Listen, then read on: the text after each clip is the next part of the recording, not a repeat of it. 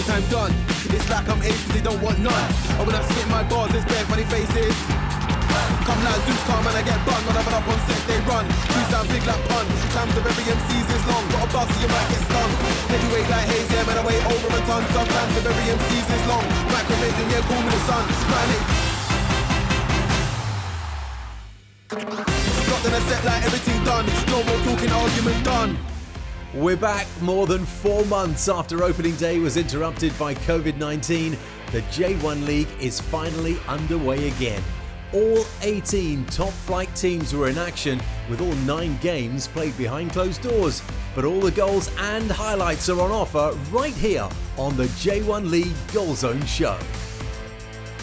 The season restart saw the first local derby played out in Osaka, with Cerezo edging past local rivals Gamba. Defending champions Marinos played out a frustrating draw at the Saitama Stadium, while Sanfrecce sealed a convincing 3-0 away win at Kobe.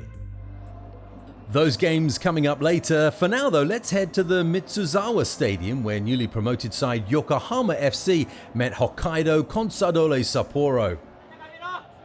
The first goal came after only 3 minutes. Some good work down the left-hand side gave Musashi Suzuki 2 bites of the cherry, the second of which he tucked away. The equaliser came just after the quarter-hour mark, and what a super turn that was from Kazunori Ichimi, opening his body up and finishing that one with his left foot. Pushing for the lead just before half-time, a smart save from Takanori Sugeno after Takaki Shishi got his head to the corner. The home team were relentless, and this time it was Koki Saito who found his shot only inches wide. 8 minutes into the second half and Sapporo took the lead. Chanatip Songkrasin, the Thai player, with a super through ball, and that's Suzuki with his second goal of the game. Saito though would come close again in the later stages. This dead ball from just outside the box, just over the bar, and the away team take the 2-1 win. Next up, let's go to Shimizu S-Pulse as they hosted Nagoya Grampus. Both of these teams adopting a very attacking style of play, and there would be goals at both ends. Your commentary, Mark Richmond. Here's Maruyama. His 145th appearance in the J-League, Maruyama. And they've lost possession of the ball, and they break very quickly as well, with Kaneko's given all the space in the world. Kaneko! Shimizu S-Pulse have taken the lead. And it's Shota Kaneko. Well, they didn't heed the problems that were faced after 6 minutes when Kaneko got behind the defense way too easily. And this time, Maruyama, who actually made that face-saving challenge the first time Kaneko broke, actually left him alone. He tried to attack Goto, and instead it went out to Kaneko. And all the space in the world, he was not going to miss it. Here's Naruse. Look at the space afforded here for Mateos. That's a clever ball. Saved again. Oh, brilliant from the goalkeeper, but he couldn't prevent the tap-in the end from Soma. Yet again, Shimizu take the lead, and Shimizu have conceded. And just as it was in the first game for Nagoya when they drew 1-1 with Vigalta, they were behind for only 16 minutes. Yutaka Yoshida, as opposed to the more cultured approach of the youngster, who's found Mateos, tried to slide it inside, but the ball's gone off a defender, and it's 2-1. Shimizu have shot themselves in the foot as Nagoya turn this around. Brazilians heavily involved in this game so far. Mateos, who was very much involved in the first goal with his cross for João Smits, this time trying to look for Soma at the far post, and instead it came off the other Brazilian. It was Maeda who found the other Brazilian, and it came off Valdo for an own goal.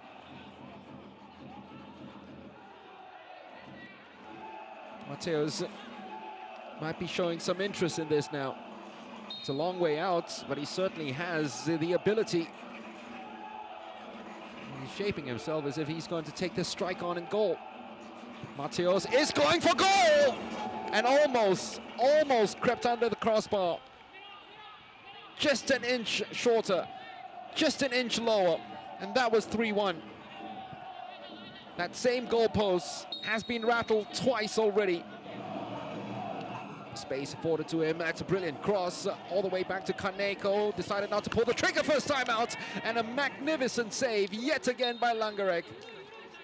Twice already. You might say that it's come very central at the goalkeeper, both those efforts, but it's come at him in spanking quick speed, and both times he's reacted brilliantly. Inagaki happy to go all the way back to Nakatani. Well, they've given him space to shoot, and the goalkeeper had to stretch in the end. Hiroyuki Abe saw him off the line, and that was a very cheeky effort, a little audacious as well. But you know what, he almost pulled it off.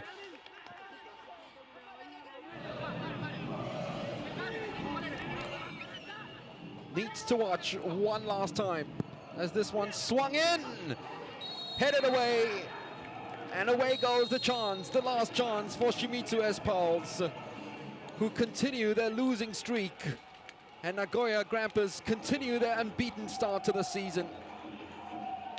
All 3 goals scored in the first half. Nagoya Grampus win it by the odd goal in 3. Let's move to the only local derby of round 2. Gamba Osaka hadn't lost in their last 13 home league games, and they led Cerezo Osaka in the head-to-head record by 23 wins. But Cerezo were the team that came away with Osaka bragging rights. Your commentator for this one, Shazad Haq.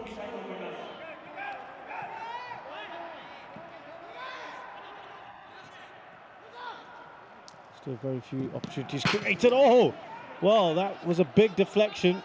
It's gone up for a corner. Looked to have hit the upright from Usami.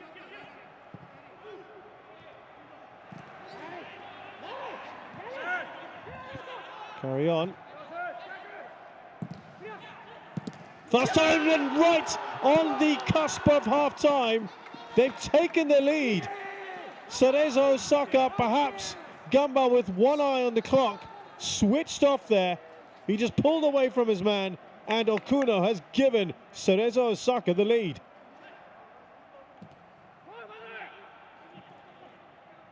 There is Usami.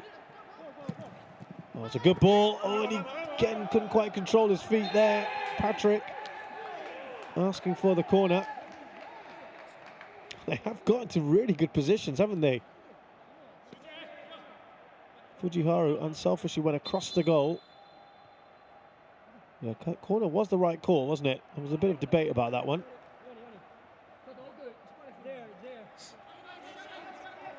Looking around at his options here. Matsuda finally with the throw-in. Took a while. Tokura. Oh, there was a bit of space here on this right-hand side. Again, just couldn't sort his feet out, Kiyotake. Oh, what a shot that is! Cannons into the back of the goal. And Cerezo Osaka have doubled their lead in stunning fashion.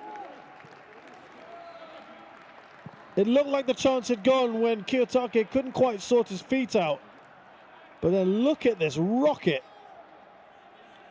They've struggled with these cutbacks, haven't they? Lays it on and smashes that in. And Milson. Brazilian again on the ball, looking for his countryman. He's taken a deflection and it's just gone wide. Not far away. Was there a handball? Yes, there was. He's put his hand in the way. It's a penalty. That's why. Remember, no VAR. He looks annoyed with himself, Kimoto. They need Milson to get this in. Which he does, coolly. Not much of a run-up.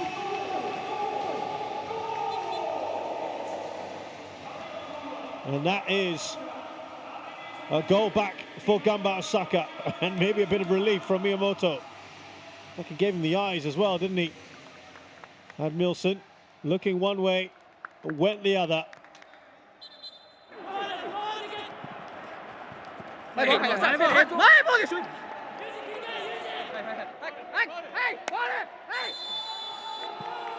And there you go. The final whistle has gone here, and it's a big win for Cerezo. I say big. It's only their 5th win in 24 matches between the two sides. We thought we might have a Grand Slam finish. They pushed hard, didn't they, Gamba Osaka? But full time here at the Panasonic Stadium. It's Gamba Osaka 1, Cerezo Osaka 2. Let's take a trip now to the Showa Denko Dome, where Owita Trinita were up against Sagan Tosu. 15 minutes in, and watch out for some fine goalkeeping here from Shun Takagi as the visitors look to open the scoring. And the goalkeeper was at it again just 8 minutes later, this time saving from Fuchi Honda. Just after the half-hour mark now, and was this a cross or a shot from Rei Matsumoto?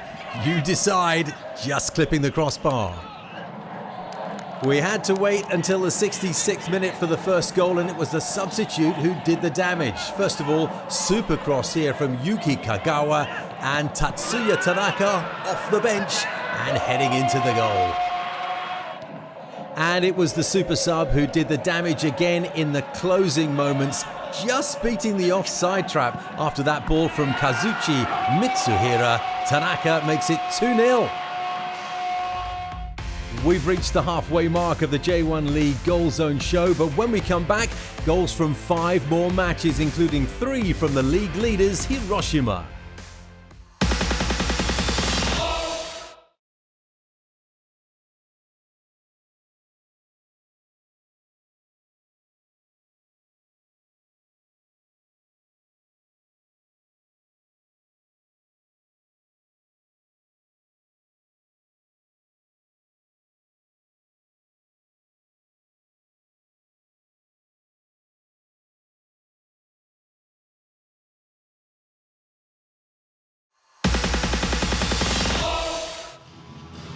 You're watching the J1 League Goal Zone, where we bring you all the goals from round 2 in Japan's top flight.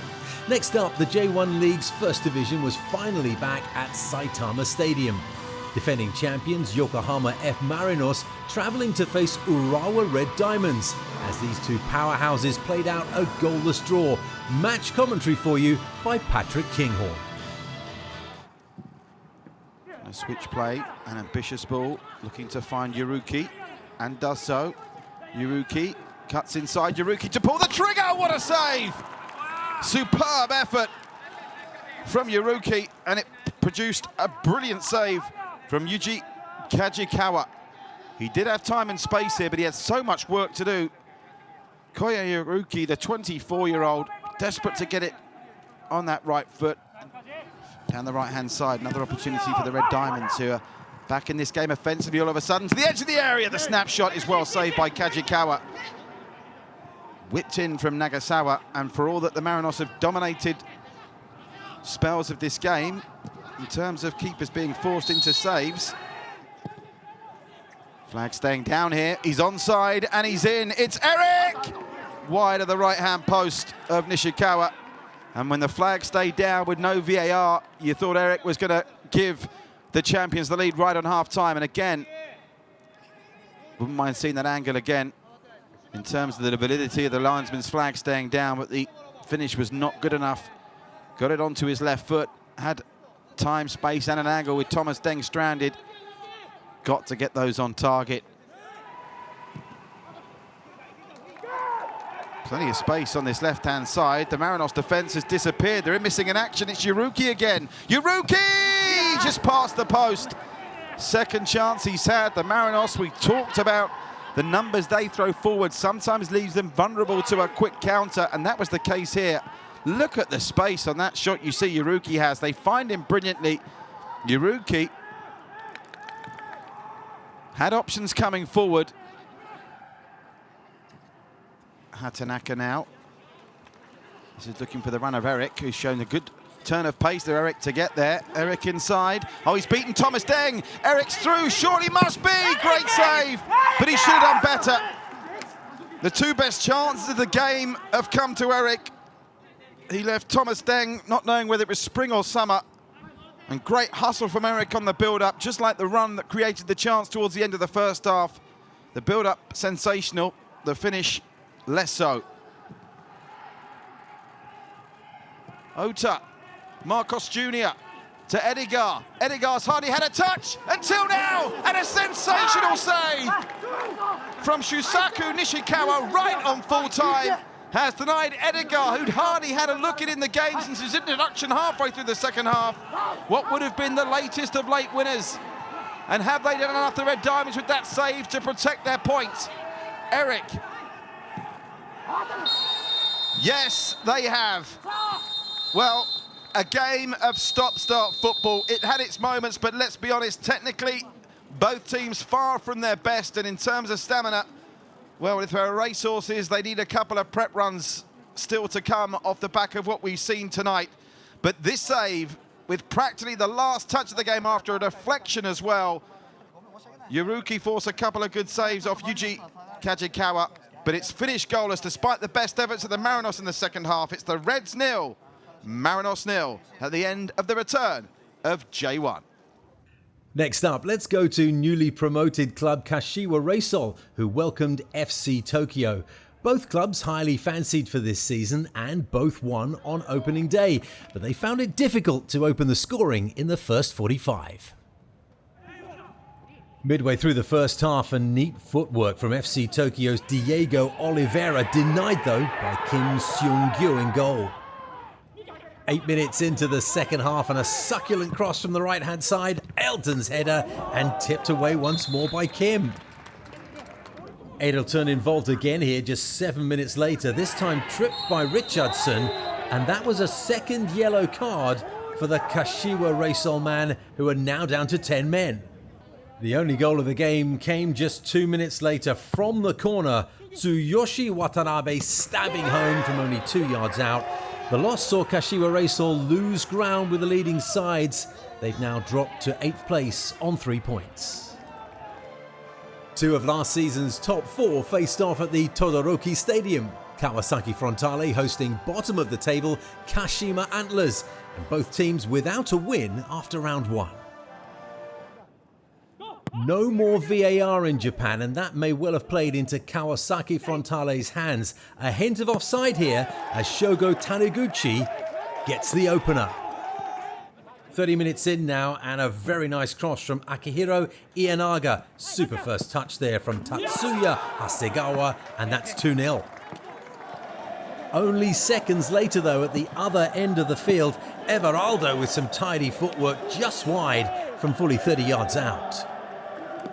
But just 2 minutes later, they did get on the score sheet. That's Leandro Damiao heading the corner into his own goal. Just 6 minutes left now, and Kashima Antlers looking for the equaliser. That cross misses everyone except Itsuki Someno, who smashes it against the crossbar. Let's go to Stadium Hiratsuka now, where Shonan Bellmare welcomed Vegalta Sendai, neither side having recorded a win so far. And we didn't have to wait long for the first piece of action, but once again you decide, was that a cross or a shot? Rio German credited with the opening goal. 2 minutes before half-time, and Shonan Bellmare looking for the equaliser. Toichi Suzuki's left foot shot punched away by the goalkeeper. Not much action to speak of in the second half. Vegalta Sendai's Takayoshi Ishihara with this drive from 25 yards, just going past the post. The visitors taking this one by a 1-0. The final game saw Sanfrecce Hiroshima in action, and they produced an excellent away performance to outclass Vissel Kobe, wrapping up the weekend to stay top of the league. Match commentary courtesy of Oliver Hogben. So a chance for Sanfrecce to provide a little test for Ikura. It's a good ball, and it's up and just over the top. Yuki Nogami scored his first league goal last season, so it wouldn't be the most obvious thoughts. Perhaps that's why they didn't pick him up. Heiner, that's great vision, clever play. Kawabe on for the shot. Leandro Pereira drawing the first meaningful save. Hiroki Ikura dealing with it. Look back at this move. It ended with a good stop from Ikura. It did need a little bit of help from the defence.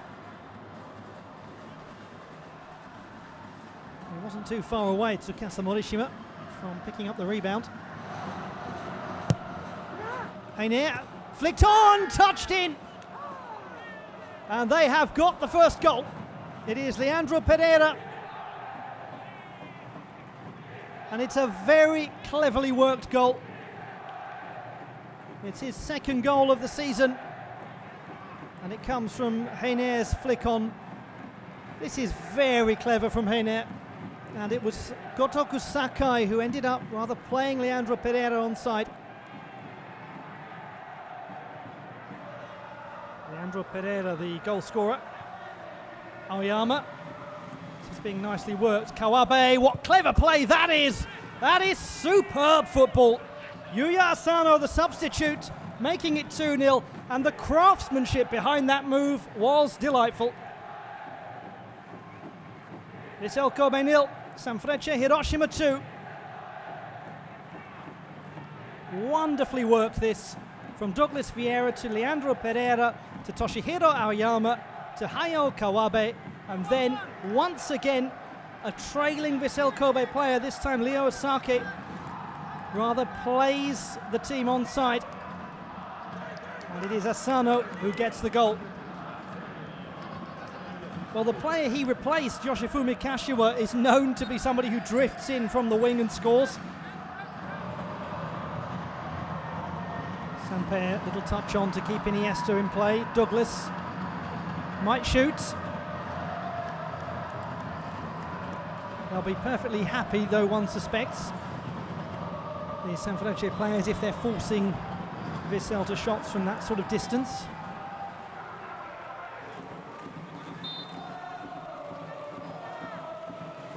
It is Douglas, and it's good, and it's well saved by Osako.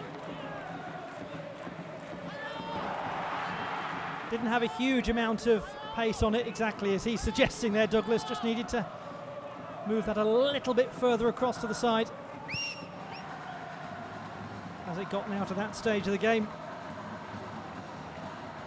It's longer and more successfully so. Goalkeeper hasn't come out to get it. Well, Hiroki Ikura just seemed to delay that for a very long time indeed. Shunki Higashi chasing for the ball.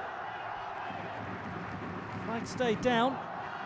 I think maybe Ikura thought. Oh, it's Leandro Pereira who's still got it, and he's somehow put that ball in. It looked for a moment as though the chance had gone, but it had not, and it is yet again 3-0 to Sanfrecce Hiroshima for the second game in a row. How they've waited to get back out onto the pitch and how they've taken the opportunity. Excellent play to recover the ball. Leandro Pereira just got a step ahead of Danclair from this clever pass from young Shunki Higashi, the substitute, and it's a great finish, isn't it, from Leandro Pereira. Kawabe to Morishima, and it brings to a close a terrific performance from Hiroshi Jofuku's team. On the 23rd of February, Sanfrecce beat the Kashima Antlers by 3-0. And so, after 4 months away, round 2 generated a few surprises. 2-1 away wins for Sapporo and Nagoya, and Cerezo victorious in the Osaka derby with the same scoreline.